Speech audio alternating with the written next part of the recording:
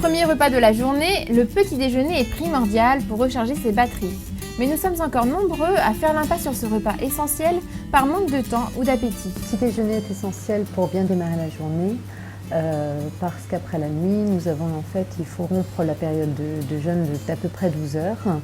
Donc il convient d'apporter à notre organisme notamment des glucides pour bien démarrer la journée. On a à peu près 20% de la population qui ne petit déjeune pas. C'est vrai que les enfants et les adultes de plus de 25 ans petit déjeunent. Les adolescents sont la part de la population qui petit déjeune le moins. Café ou chocolat au lait, sucré ou salé, de quoi doit être composé un petit déjeuner équilibré? Le petit déjeuner doit traditionnellement être composé de 4 aliments. Les produits des céréaliers, donc céréales du petit déjeuner ou pain. Un fruit pour notamment l'apport en vitamine C. Donc ce fruit peut être un fruit frais, une compote, un jus de fruits. Un produit laitier, donc lait, yaourt, mais également une boisson, eau, thé, café, tisane. À chacun d'adapter son petit déjeuner en fonction de ses besoins et de ses attentes.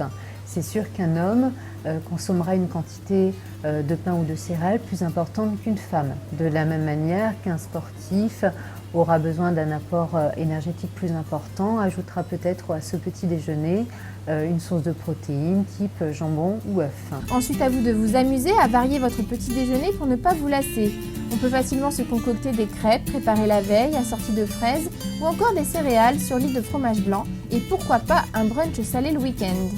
C'est sûr que l'hiver, on a des besoins quand même caloriques qui sont un petit peu plus importants.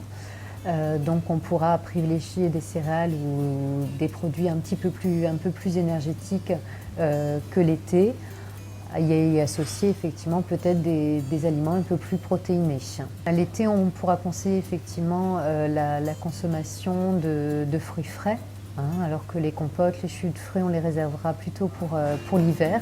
Et si par hasard vous démarrez un régime, sachez qu'il est indispensable de conserver le petit déjeuner. On a remarqué que les personnes qui ne petit déjeunaient pas ont un IMC, donc un indice de masse corporelle, supérieur à celles qui petit déjeunaient.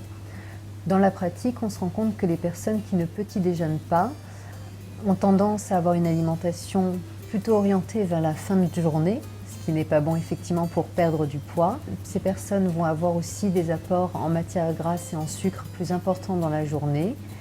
Et on va avoir beaucoup plus de grignotage s'il n'y a pas de petit déjeuner. Alors comment faire si l'on n'a pas faim le matin? Soit on n'a pas faim parce que le dîner de la veille était trop copieux, soit tout simplement parce qu'on ne prend pas le temps de petit déjeuner. Donc c'est souvent un manque de temps. C'est vrai qu'on peut être aussi un peu noué le matin, un peu stressé par son travail.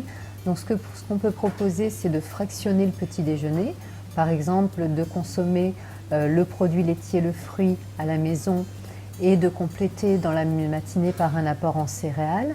En buvant un verre d'eau à jeun au réveil et en vous préparant avant de petit déjeuner, vous laisserez le temps à votre organisme de déclencher la digestion et aurez peut-être un peu plus d'appétit. La clé de la réussite reste l'envie. Vos aliments plaisir feront du petit déjeuner un agréable moment à prendre pour soi ou à partager en famille.